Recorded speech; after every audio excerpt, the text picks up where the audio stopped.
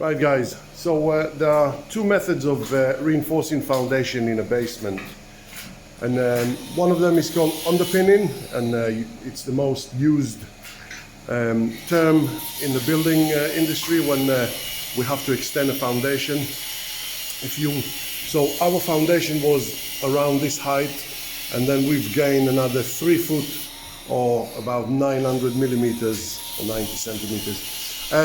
So one method is underpinning, and you can see this is what underpinning looks like. Later on we will show you exactly how it's done. And the other method is by just reinforcing foundation and not replacing foundation. It's called benching or bench footing, and this is what benching looks like.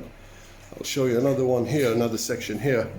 So benching basically has a projection of the concrete further than the wall, about 150 millimeters or 6 inches. Many builders think that they do the right underpinning by using benching, but benching is not the right method for extension of or extending extending the foundation. I'll explain later. So today, yeah, go ahead.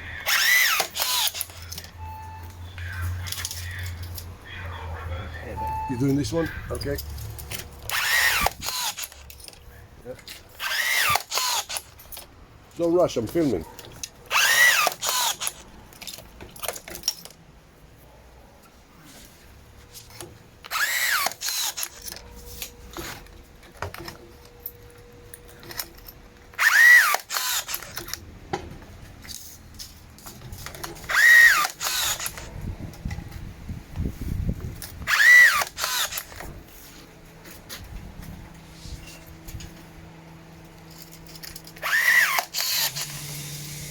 This one, put this my side first. So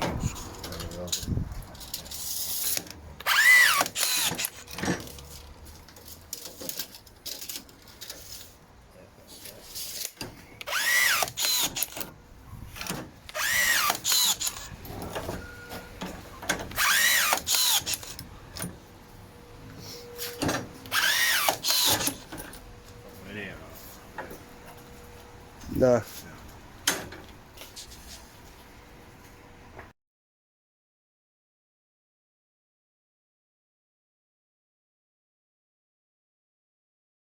So guys, today we're going to show you how we do the dry pack method, which is down there.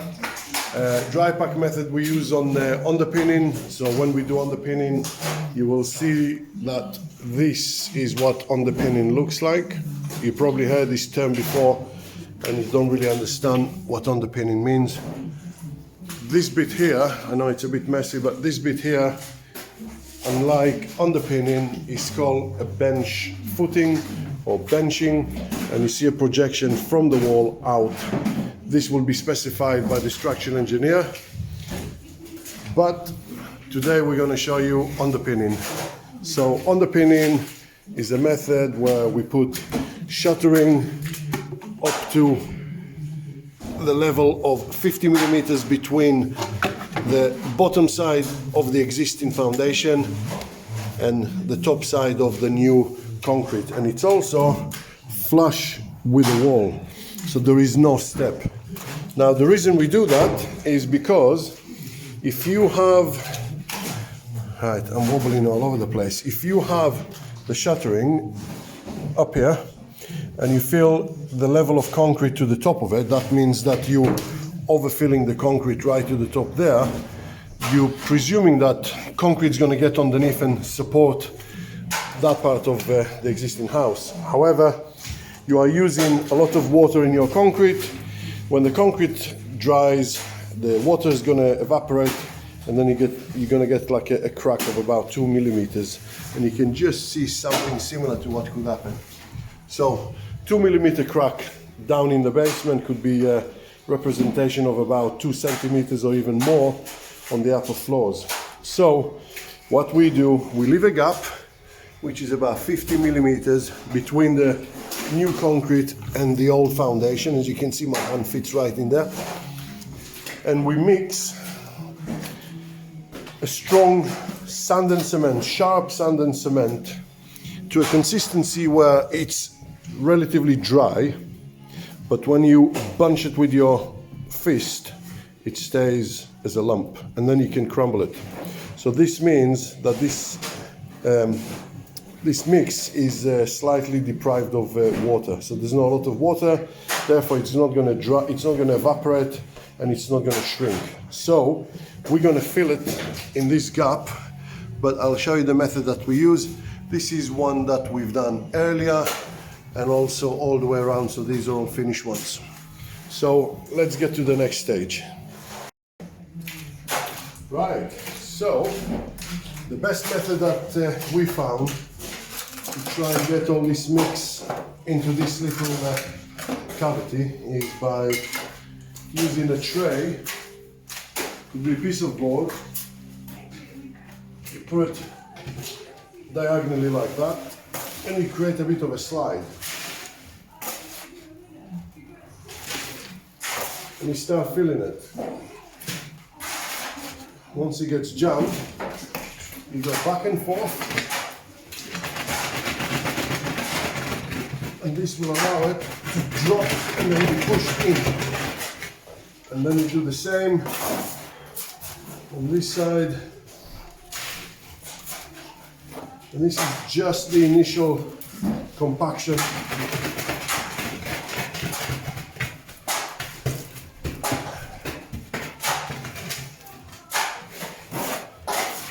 You keep filling it until there's no more room to go.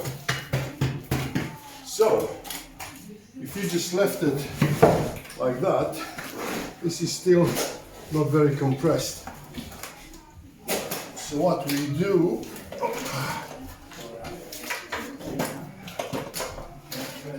after many years of development in the laboratories of Garnier, we came up with this solution, which is a blunt head chisel for the breaker. You could use a lump hammer and a piece of timber, as known in the industry as 3x2, or the American says 2x3. So you simply slot this in and you hammer it in. This condenses the mixture into all the nooks and crannies. And you see how it goes in.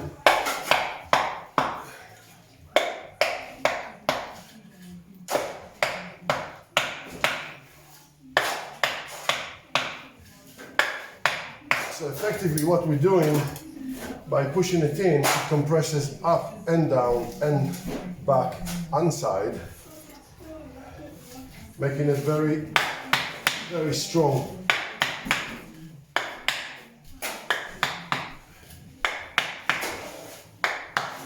So the other method you can use is by using this, putting it on a breaker on a stop so it doesn't turn.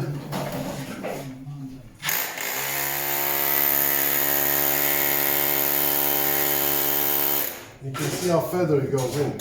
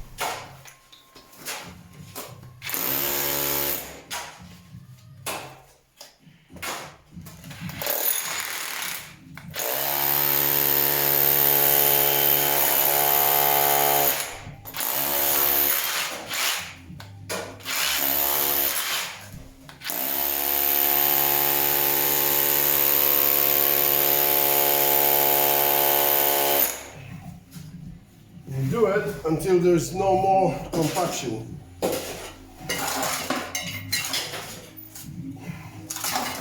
Get rid of the hammer. Okay.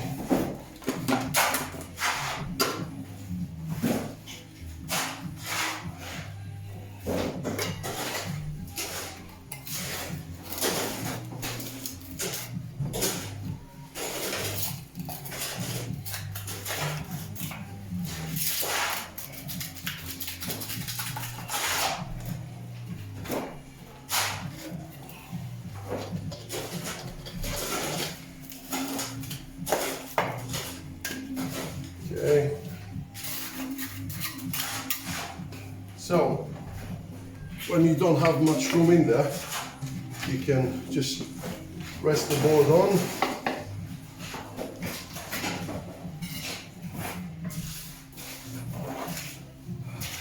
Continue filling.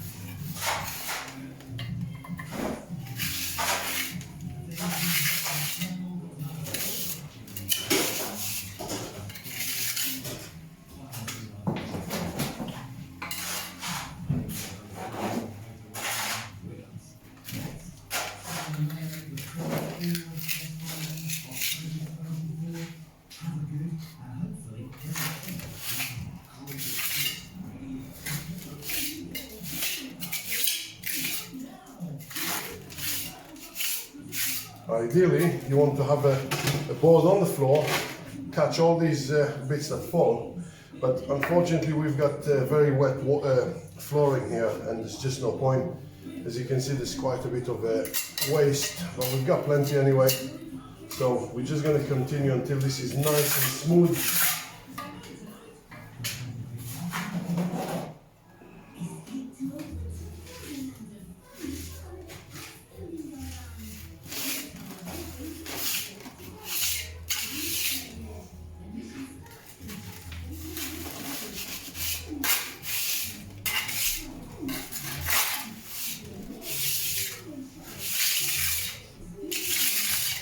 Let us know in the comment below if you've got any better way of doing the dry pack. I would like to hear what's your take on this. This is the best way I found and the most comfortable method.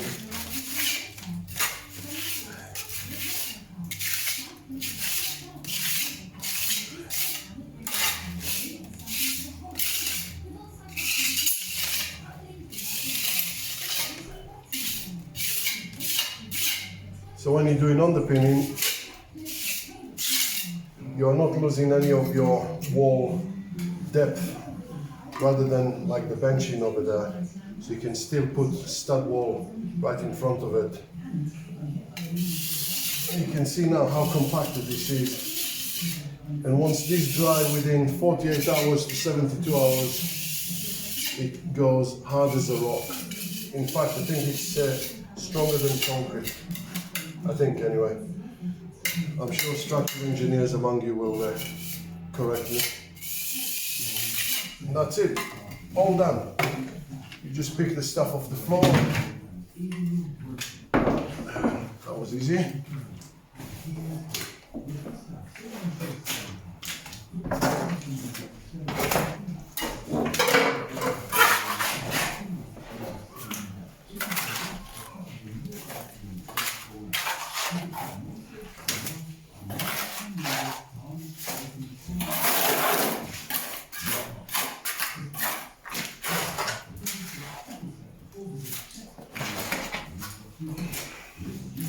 Let me go and see if actually don't need that.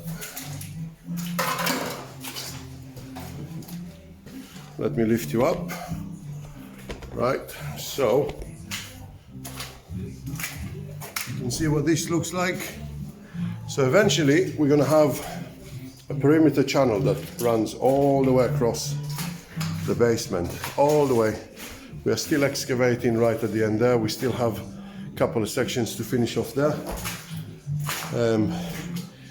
But effectively any water that comes in, you can see some water comes in from this direction, from over there, this wall, that wall there. So everything is going to run, and this is going to be the location of our sump and the pump. There's going to be another pump which will be right over there. And when we get to the point of the channels, we'll show you how the channels are done. This is a full on the, this is a chimney support. I call these chimney support legs. We have to underpin from each side. So before you excavate this side, you do a nice, it looks nice and neat from this end. And this is where the soil was backing up to it. So once you remove it, doesn't look as beautiful as it's supposed to be, but that's it. Let us know if you've got any questions, or if you want to see any more of these videos. Please leave us a like, comment,